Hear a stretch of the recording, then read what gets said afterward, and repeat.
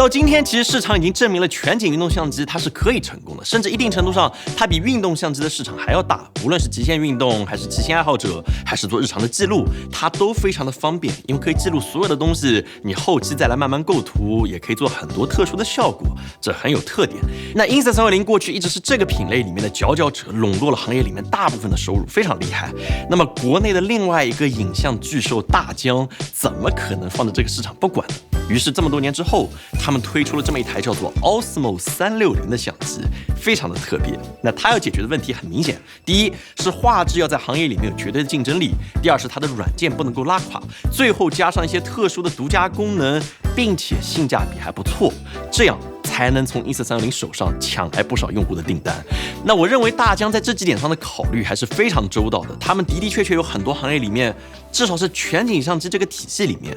我们没有见过的功能，这对消费者来说肯定是个好事。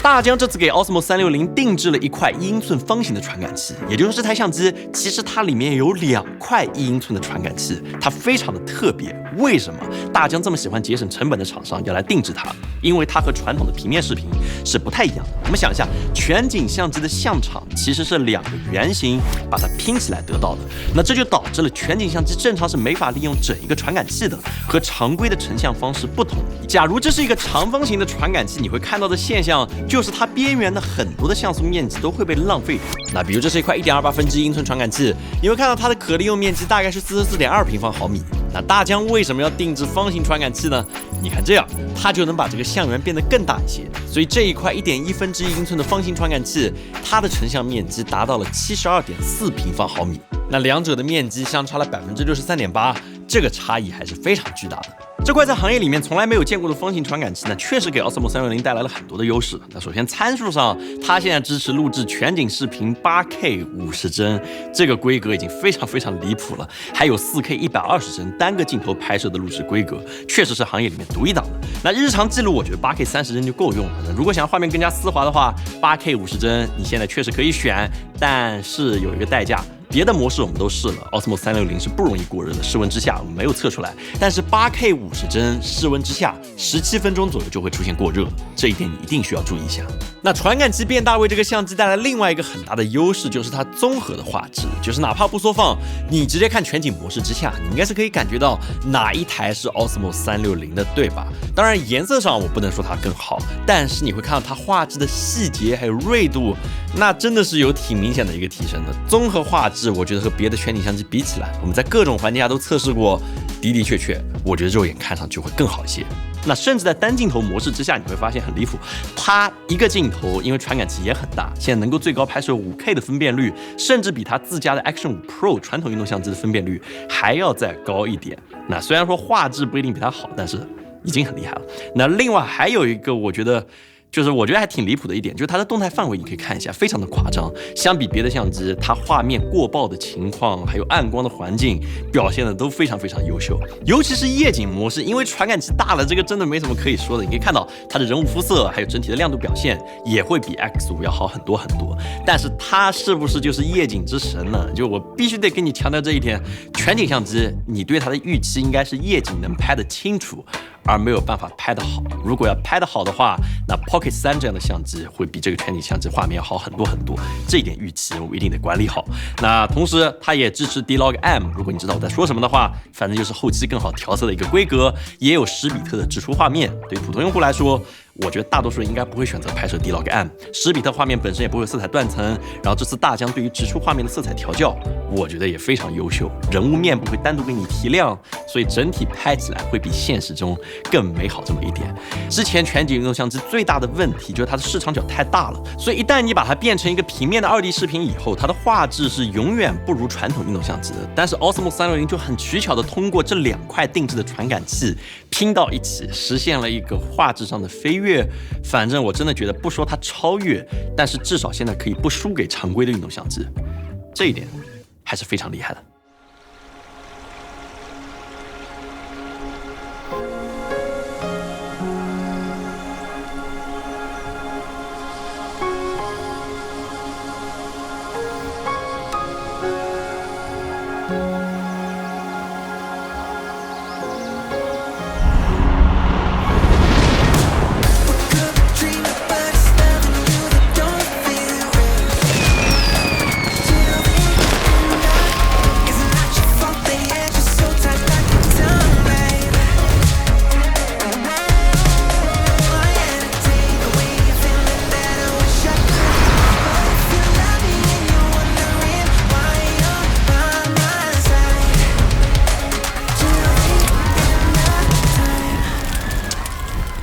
讲了画质，我们回过头来讲讲这个机身。Osmo 360，我觉得机身反倒是我会抱怨多一点的一个地方，就画质没得说，但是机身设计上我觉得有一点问题。首先和 GoPro Max 它的机身设计是类似的，这样的握持体验呢是不如 X5 这种长条状的来得好的。那为了不挡镜头，手能捏住的面积，你会发现它其实非常的小，一不小心手指就会碰到它。所以这台相机你要用它的话，基本上就得配一个自拍杆。那另外一点就是对于全景相机来说，Osmo 360的这个屏幕，我觉得真的有点太小了，比自家的 Action 5 Pro 其实还要小。你要在这么小的屏幕之上，又要拖动画面来调整全景的这个画面，又要左点右点调整各种参数，我觉得还是挺容易出现一个打架的情况。那相比之下 Insta360 这种竖向的屏幕，显然我觉得会更加适合全景相机一点，能够显示更多的竖向画面，菜单也有很多文字的说明，触控也会更加丝滑一点。那镜头方面，很遗憾，这次 Osmo 360我觉得是个缺陷，就是它的镜头是不可更换的，所以这意味着如果划伤之后，你只能返厂去维修，没有办法自己去更换它。这也是全景相机最大的一个弊端。我们帮你试了一下，虽然大疆说这个玻璃非常非常结实，但是在户外只要你是摔了，你的镜头就是会出现划痕的。放在包里面钥匙划一下可能问题不大。所以如果你使用的场景是户外运动或者骑车这种场景，那 DJI Care 这个保险基本上就是必买的。全景相机会比常规运动相机容易坏很多。这一点我必须要强调。那存储方面，这次 Osmo 360能够在插 TF 卡的同时，实现机身内置105GB 的存储，是我见过最大的一个机内的默认存储。8K 50帧的全景视频，最长能够录制1小时24分钟，这一点真的非常非常的牛。日常拍摄，我觉得它基本上是可以不用买卡的，完全就够用。除非你需要更长时间记录，那另当别论。那另外很好的一点就是电池，它用的是和 Action 5 Pro 一样的电池。那续航我们测了一下，也还算过得去。拍摄1个小时的 8K 30帧全景视频，大概会耗70%左右的电量。那排停停的话，一天拍摄3块电池，基本上够你使用。那配件其实是我对全景相机非常重视的一点，如果没有配件，全景相机根本玩不起来。让我觉得很意外的一点，就是大疆这一次的配件是可以和 Action 系列兼容的，所以可以直接卡上去。但是这次 Osmo 360在相机的底部多了4个小的触点，你可以看到，乍一看好像确实没什么了不起的，但是我个人觉得这是大疆这几年来最亮眼的设计之一了。我来演示一下啊，就是首先他们推出了一个磁吸充电手柄，然后你通过这4个触点，然后啪相机卡上去以后，不需要接一根 USB-C 线就可以给相机来充电，然后你可以控制它什么的，这我觉得没有什么了不起的。但是他们给我演示了一个功能，我看傻了。你可以把这个电池直接抠掉扔掉，然后你仍然可以开机来继续使用这个相机。这会产生什么样的结果？就是你会意识到，当你用自拍杆的时候，正常里面有块电池，全景相机就会变成一个费力杠杆，手会非常非常的累，看起来只少了一块电池的重量，但是其实通过这个结构以后，它能省很多的力。我觉得这是非常天才的一点。然后如果到这里你觉得好像也就这样，那我再来展示一个功能。全景相机过去有一个问题，就是当你在这样拍摄的时候，它的这个视角是边缘在拍你的脸，所以会导致虽然可以藏掉自拍杆，但是你的面部的画质就会不这么高。那有没有办法解决呢？大疆在这个自拍杆上设计了一个功能，你按住它，你可以这样不藏自拍杆，但是有一个更高的画质，用画质中心来对着你自己拍，我觉得超级天才。反正大疆算是很取巧的通过一个手柄解决了全景相机过去有的2个比较大的痛点。那这个方案有没有缺点呢？我觉得也是有的。这个手柄它真就是一个手柄，它不是三脚架。我正常期待它肯定能展开，对吧？但不能，你等下得再接一个三脚架才能够使用，所以会叠乐，变成很长的一个棍子，带起来不是很方便。但除此之外，瑕不掩瑜，我觉得真的很厉害。然后它还有个独门绝技，就是声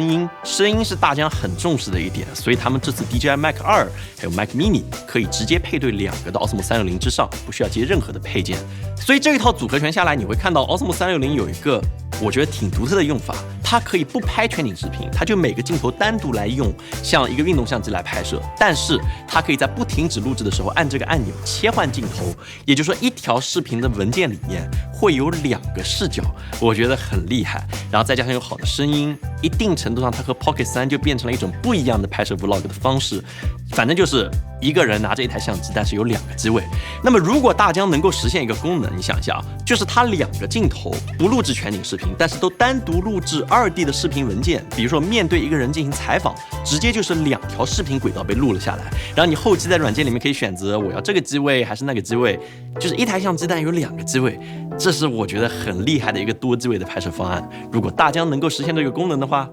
你会心动吗？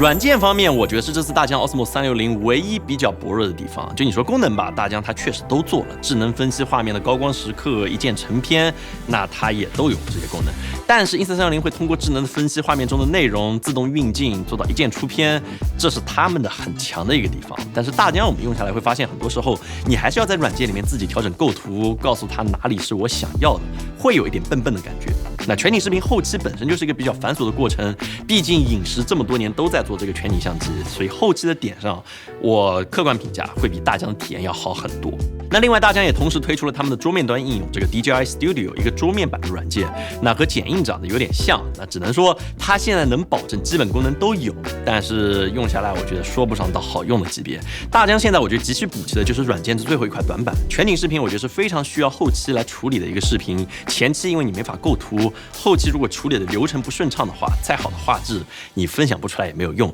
所以总的来说，用这台 Osmo 360给我的体验是非常非常好的，它的画质是我可以信任的，它的使用的无感程度相比 Pocket 也是不一样的，我不需要去在意构图，我拿着拍就行了。如果要画质好一点，最多就是翻起来，反正我很享受带着它去进行拍摄。那对于喜欢骑行、攀岩这种没法腾出手来拍摄的地方，那全景相机的优势是非常明显的。我自己现在也会喜欢在微单上把全景相机固定在这里，这就是我单兵作战的时候一个独特的幕后的双视角机位。最后就是价格方面，单机身的话是2999元，畅拍套装大疆定价是3799，你觉得这个定价怎么样？我也觉得已经挺激进了，大疆应该是铁了心想要在全景相机这个市场里面分走一块蛋糕，所以你会心动吗？想买大疆的第一代全景相机吗？我个人觉得完成度还是非常之高的。除了软件稍微弱一点，所以如果你喜欢这个视频的话，也请务必给我们点赞、投币、3连转发，也欢迎发给你的朋友们看一看。如果他想买全景相机的话，